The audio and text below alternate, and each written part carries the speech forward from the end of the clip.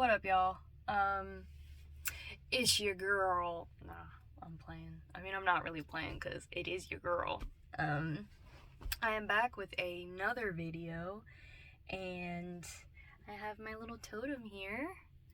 I love this thing so much, and I love how it looks on the camera. Like, look at that. Isn't that pretty? It's fucking sick, bro. I love this. I love this thing. It's my little protection totem that I be having. So, I was actually given something to talk about, and I don't like it. I don't like it one bit. So bear with me because we're about to be vulnerable again, and I am actually going to remove these because I don't really like wearing them. I want to get contacts, but again, when health insurance comes through, and also I might be blowing my nose on tissue. Sorry if that bothers you, but I have been having some serious allergy problems as of late. So hopefully the wig wigs today. All right, so let's. Ooh, this is the inside necklace. You stay inside. Stay inside there. So, the topic that I will be talking about tonight, being vulnerable, is my journey through relationships and what happened when I was being a massive pick-me.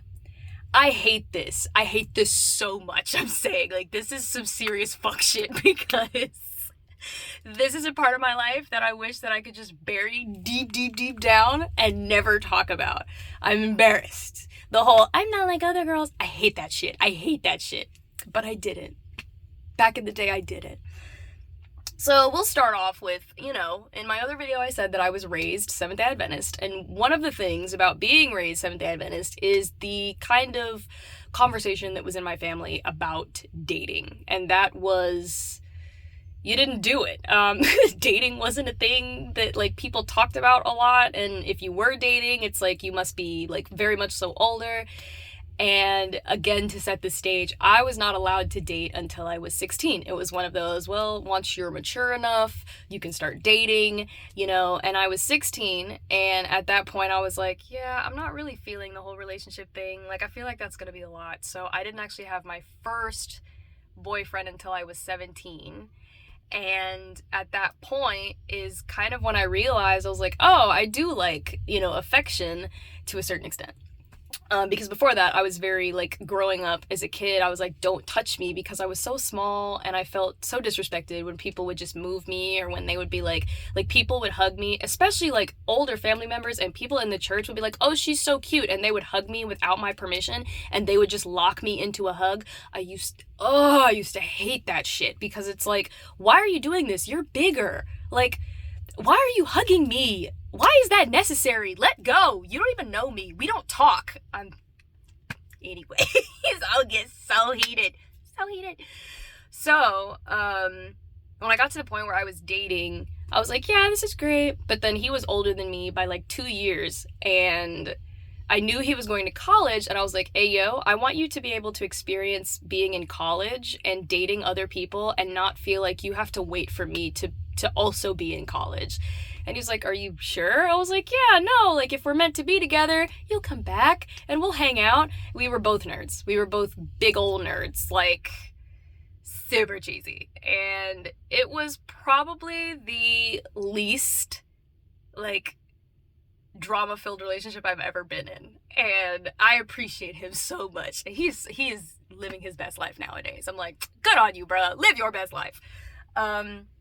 But after that, I started to date people, and the period of time that I was in relationships was less and less, because I was on some I quit before you fire me shit. And I don't know, some of you watching this may be in that position where you have one leg in your relationship and one leg out the door on the plane. That leg has a checked bag. It's already shown the passport. It went through pre-check. It's literally right, like, the door, and your leg is like it's ready to leave. It's such a fucking funny visual to me. It's just a leg. But that was me. I was always ready to dip. I was like, nah, I ain't gonna be dumped. I ain't gonna be broken up with. That shit'll hurt. I knew. I was afraid. I was afraid of getting hurt. One thing led to another. I ended up having a crush on somebody when I was like it was like a freshman in college, and I thought I was gonna marry this guy. I was like, man, he's so dope. Like, he's so nerdy and corny like me, and he likes psychology, and this is great. And I was like, very excited. It's like, whoa, calm down. And then it didn't help that my parents were like, or my mom was like, oh, he's attractive. I was like, I know, right? I be pulling. I wasn't pulling. Like, I mean, apparently I was. Later down the line, I heard that I was pulling, but none of these people had shit to say to me when I was like, hey, yo, where the people at?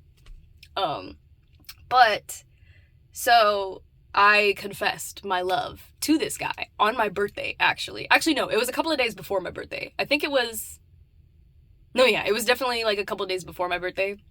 And I was like, so I just want to let you know, like, we've been hanging out and we go out and we have a good time and everything, but I'm really trying to like lock this in. Like, I want to be in a relationship because I think you're super cool, you're super funny. Like, I was ready to be in a relationship. I love the idea of supporting somebody. Like, what gets me charged about the idea of being in a relationship is loving a person and being love. One of the paradigm shifts that I've been going through, and somebody watching this video, this is something that you need to do. I don't know who it is, but if this resonates, it resonates. Oh, that's good. If this resonates, it resonates.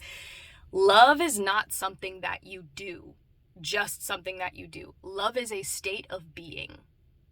It is something that you are. When we say that love is just something that we do, then what we do is we put a cap on how much we can love other people. Because if you're doing it, then it's something that won't happen or you know, will happen based on how you feel that day. 7:07 as I said that on my timer here. But if love is something that you are, then when you wake up in the morning, that is just how you are. You're taking care and you're loving yourself. And then you're going out and you're overflowing that onto other people. And I think personally, that is one of the healthiest ways to do it. Personally. So I wanted to be in a relationship so bad. And he hit me with the ever popular, and this was something I actually did experience before I started dating, was guys who I was very, very attracted to being like, you're funny. You're hilarious. And you are like a great listener, but nah, like, you're not my type. The sting. Any person on here who is melanated, trust and believe the thought process of being like, I wonder if this person likes black people. Like, when you have a crush on somebody and that's the first thing you think, instead of being able to just have a crush on somebody, you have to run it through a filter of, how racist is this person that I like? And nobody, growing up to me, nobody was outside of that. Even other black men, I'd be like, I wonder if they like black girls. And 8 minutes and 23 seconds as I said that. And that shit hurt growing up. It 100% hurt. And I acted like it didn't. I went along with things and I like tried to pick myself back up. But I would be at home by myself. Again, heavy content. I would be at home by myself, super sad. Like, am I ever gonna find somebody who I connect with, who loves me and who rides for me and who I love and who I ride for, and we are just out here supporting each other and doing this shit? Is that ever gonna happen? So, as I was moving through that, didn't want to talk about it, but as I was moving through that shit, that is when I started to develop the pick-me attitude. And that attitude was very much so like, I would go to like stuff that was happening like at church or wherever, and I would be kind of like the wallflower, and I'd be like, I'm so shy. I'm so different than all the other girls here. And when I tell you, I think back on that and I'm like, bitch, stand the fuck up. Why are you in the corner being shy when you know you want to be throwing it down and busting hella moves and throwing ass on the dance floor right now? And you in a corner? And did you bring a book? Bitch. Embarrassing. I frequently look back and I'm like, girl, I love you because I am who I am because you were who you were. But girl, why were you not standing up? Girl. Ooh. Ooh. This is really close to home. So, that is when I started to develop that. I started to straighten the shit out of my hair because my hair is actually very curly up under this wig. And I actually do these videos in this because this is how I want to dress all the time. This actually feeds my inner child, and this feeds the adult in me that believes that we should be able to dress how we want to dress. I mean, if we're not like being super duper offensive, and if we're not like running around in the nude, I mean, in a perfect world. But like, I love this. This is who I am, like, authentically. I'm a big old nerd. I like to dress up. Come on. Like, I'm here for it. But what was I saying? Let me drink some of this emergency because I have not been feeling well. I swear by this shit. Even if it's a placebo effect. Emergency is just really fucking good. So if you've been traveling, or if you've been out of town, or if you're a person who, for any reason, gets sick all the time, try to have like a cup of emergency a day. That shit works. And no, this is not an ad. I'm not sponsored by anybody. No, I'm not sponsored by anybody. But, so I started straightening my hair. And I started pitching my voice up really high. And the first video that I did on here, dressed like this, if you go back and watch it, that is what you're seeing. It's the version of me that masked a lot. And one of the big things about being a pick-me is that you are constantly trying to hype up. For those of you that don't know, and this wasn't your experience, when you are a pick-me, you are trying to hype up the men in your life to a ridiculous degree that even they, at that point, depending upon what they are doing, do not deserve. Hang in there with me, let me explain. If a guy holds a door open for you, yes, it's good to be grateful. Like, if anybody holds a door open for you, it's good to be grateful. But to be like, oh my God, you held the door for me? You're not like other guys. Ladies, if you are in this chat right now, or anybody who is dealing with anybody, I have a feeling that this is spanning all of like those who are a part of the gender, like who are male, female, everybody. This is for everybody. Stop hyping up people because you want to be picked. Stop that. Stop that right now. Somebody watching this video compliments people, and you're smart. You're over complimenting people because you want to be picked and you want to be liked. Well, newsflash that I learned from the Pick Me saga is that it doesn't make you more liked. It makes you easier to walk on. That's what it does, my love. And I'm sorry to say that because it sucks. I, at that point, decided that I was going to be the cool girlfriend. I was going to become the cool fiance, the cool wife. I was down for anything. I was cool with anything. I started saying that I liked things that the guys around me liked that I didn't like. I started playing music that I didn't care for. I started going places I didn't want to go. I started dressing in ways that were really uncomfortable for me, especially, and this is one of the reasons I think I might be a little autistic. There are certain materials that when they touch my body, I want to air the whole place out. For those of you who know what that means, you know what that means. For those of you who don't know what that means, it's not good. I'll tell you that. But certain materials really fucking bother me. So I was wearing stuff that I didn't want to wear, but I wanted to be picked. I wanted to be chosen. I wanted to be chosen so badly. And now we come to the apex of everything, which is I met my ex in college. And we were both nerds, and I thought that he was super cute, and at the time, I was like, I'm done with relationships. I'm done with trying to be, in a relationship. Hookup culture, here I come, because I was like, I'm so tired of not being cared for and loved in a way that is genuine. It's literally so many guys who are like, man, I really want to be with you, but they only want to be with me because there is something physical that I offer or because of the care that I provide, but they themselves are not excited about doing anything in the relationship. And what's crazy is the guys that I dated were not bad guys. That's the thing. I chose people who we were not compatible, and we weren't a good match because I was not doing healing work on myself. I wasn't working through my childhood trauma, which will fuck a relationship, and not in the way it would like. I wasn't working on myself, and I wanted to be chosen. So I was bypassing all of the things that it takes to actually be in a healthy relationship. I wouldn't bring up problems. I would just kind of be like, okay, it's whatever. It's whatever. Or if I did bring up problems, I would immediately go into defense mode because I was like, well, I'm comfortable with having to bring up the problem, so now I'm going to have a problem. So I met this guy in college, and we dated, and when I met him, I knew that we were not supposed to be together. I knew that he was somebody who was friend material.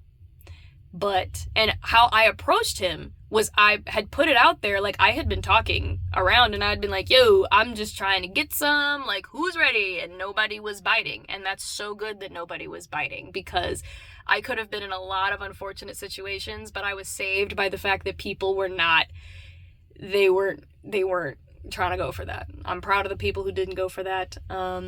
And to that version of me, ooh girl, it could have been a lot worse. It could have been a lot worse. There's so many positions that at the time, because I was so needy for attention, I put myself in that were really dangerous. And it's literally spirit. It's literally that intuition that kept certain things from happening. And honestly, the kindness of other people, I think. And at the time, I was like, nobody wants me, everybody hates me. So sometimes when things aren't going the way you want them to go, it's not because you're not supposed to have that thing. It's maybe because the thing that you think that you want right now, have you really sat and thought about it, my friend? Have you really sat and thought about it? So one thing happens after another, and then I ended up marrying this person. And legally, we are still married. 17 minutes and 17 seconds in my voice memo. I'll be sending voice memos, so I'll be saying that. Video. And so legally we are still married. But at the beginning of the relationship, everything was super magical. And one of the biggest things that I used to tout was, oh my God, we never argue. That was something that I said all the time, and I was very proud of that. And then I came to realize a big part of the reason we never argued was because things that boundaries that I wanted to set, I wouldn't, because I wasn't working on myself. So I was like, well, I don't want to lose him, so I'm not going to set boundaries. But then resentment started to build up over time. And he never showed me that he was somebody who he wasn't. He was honest. He went into that relationship showing me exactly who he was. And I placed upon him all these expectations of what I thought he should be. If this resonates, you got to stop doing that. You've got to stop doing that, man. You've got to step away from that. Man, woman, non-binary individual. Stop doing that. Stop having these high-ass expectations of people and just meet people where they are. I think that's where love is allowed to shine. When you meet a person where they're at and you say, you know what? I'm locked into this. And regardless of the changes that you make, I love you. If you make super toxic changes and then I have to protect myself, I'm finna dip. But as long as you are willing to work on this and I'm willing to work on this, let's fucking do it. Let's do it.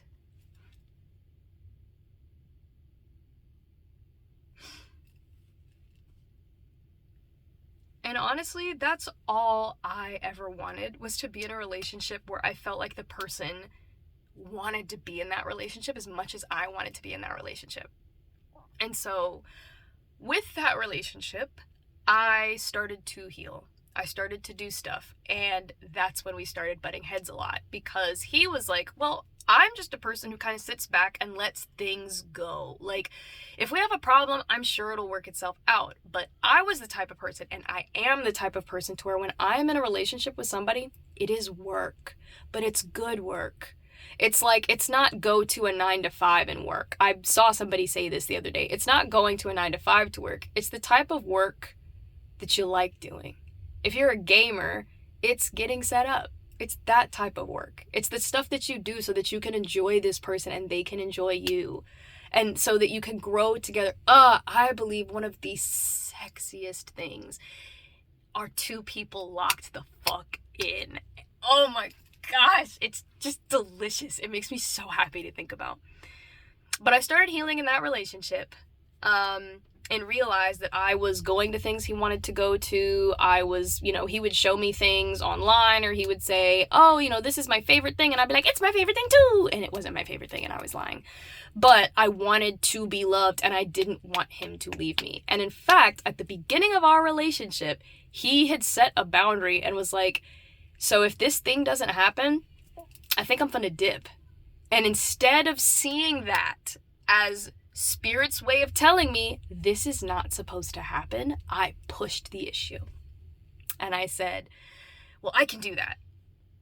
And I crossed a lot of my own boundaries that I shouldn't have crossed. And it caused a lot of problems for me mentally. And again, who did that to themselves? Ding, ding, ding. This motherfucker. It was me. It was me. The call, it was coming from inside the house.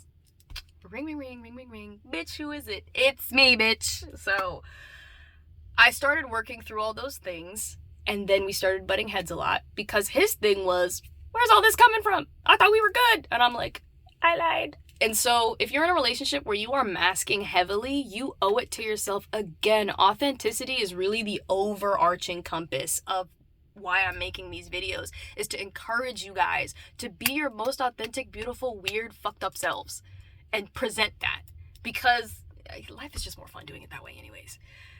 And then I got to the point where I started realizing I wanted more out of the relationship. And I realized what I was asking for. And when we talked and we were like, we need to separate, we need to go ahead and separate. And we've been separated for a while. And that's why I moved back in with my parents.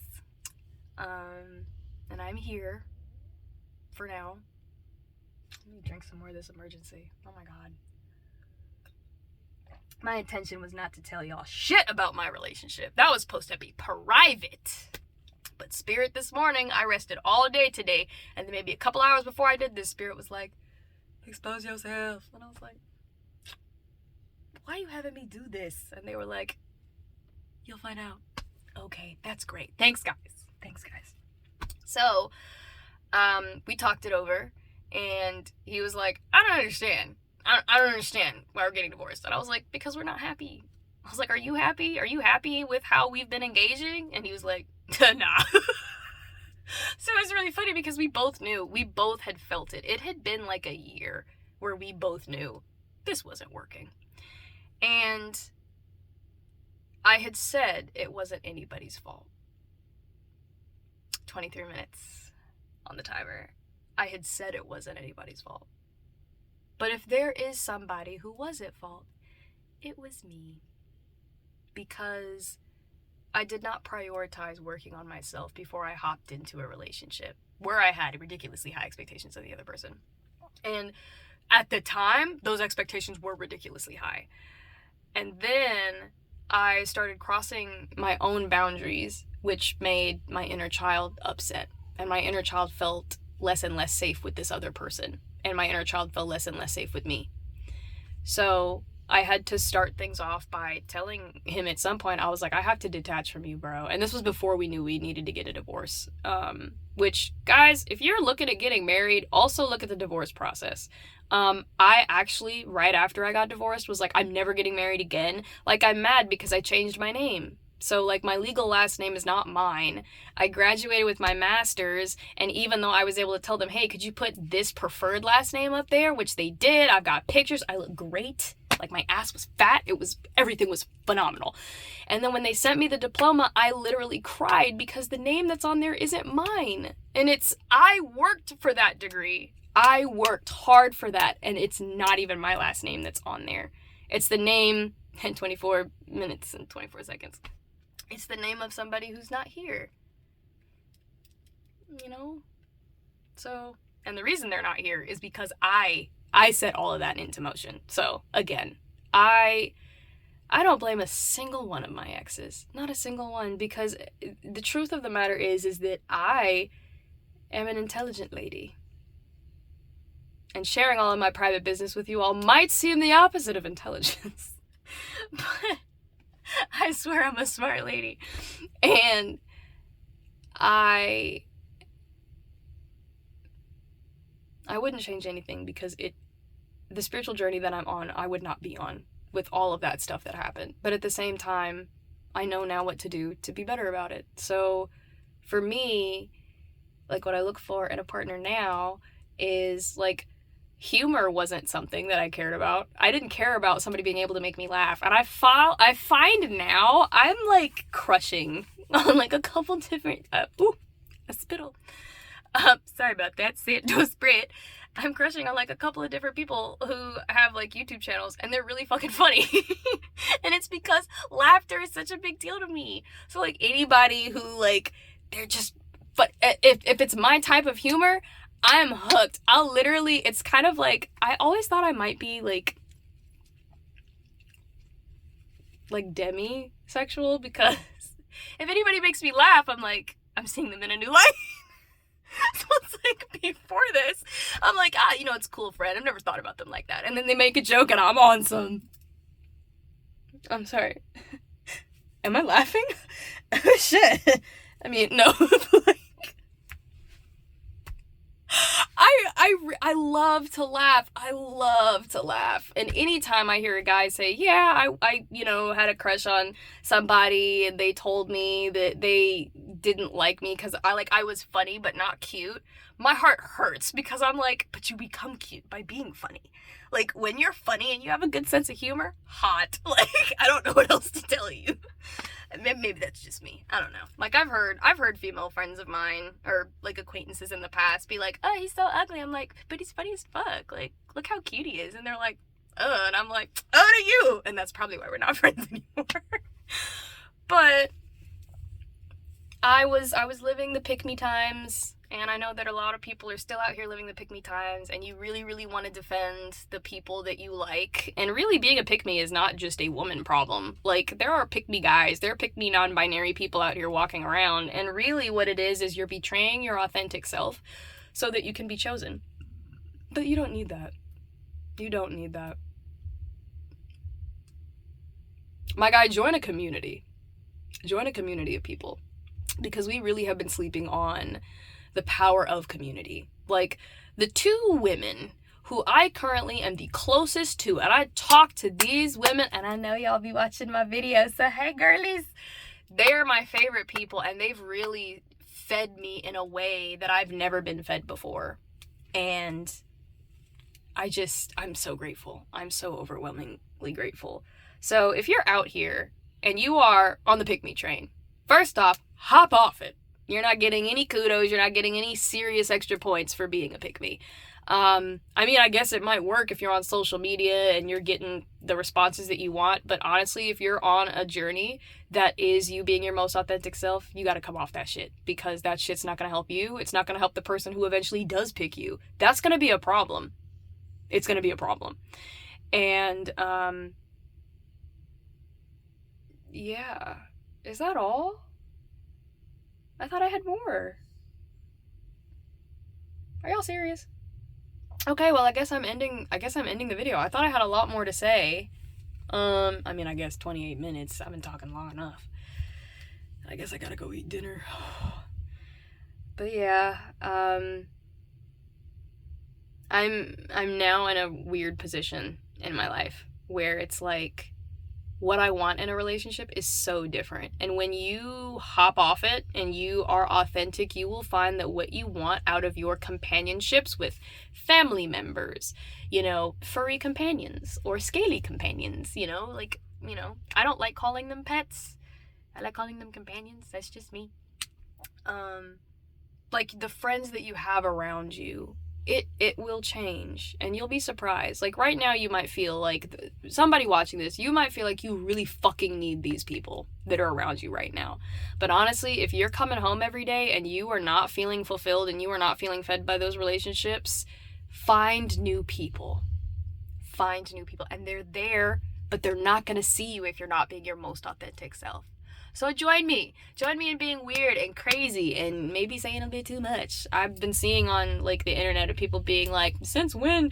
I was like, what happened to days where people kept shit private? Man, those days were gone as soon as y'all got opinions. As soon as you had an opinion, those days were gone. So I don't know why y'all saying that. I mean, I do know why y'all saying that. There's some stuff I see and I'm like, whoa, that might be TMI. Why am I looking at your butthole? But anywho, I love you all so much. And hey, if you're a new subscriber, I see I've got a couple of new subscribers. Hi guys, how are you? I hope you're good. I hope you're feeling great. If you're not feeling great, meditate on it, and I'm sure something will come to you of how you can feel better. Not sure what that will be. I'm not in your head at present. But anywho, I'm gonna let you see this one last time before I leave. So pretty. Anywho, I love you guys, and I'll talk to you later. Okay. Bye.